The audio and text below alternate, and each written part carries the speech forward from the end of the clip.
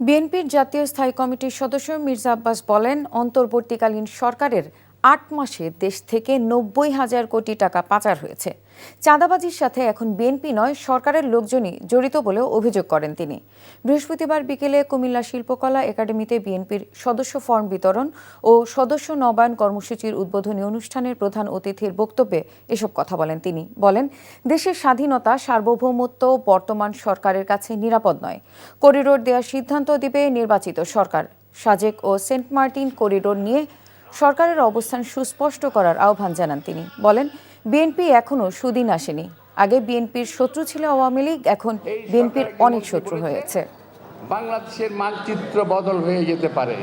আমি এখনো বুঝি না এই কথা বলার পরে এখনো কিভাবে তিনি অ্যাডভাইজার আছেন।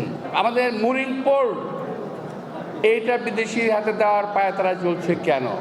যত উন্নত করা সম্ভব সেটা আমরাই করব, বিদেশি কোনো শক্তির প্রয়োজন নাই। এই দেশ থেকে টাকা অর্জন হবে, সেই টাকা বিদেশে চলে যাবে, এটা আমরা হতে দেব না। বান্ডেল থাকলে প্রতি সেনমানিতে টাকা বাঁচবে। বিকাশ সেনমানি বান্ডেল কিনে জিতুন প্রতি লেনদেনে।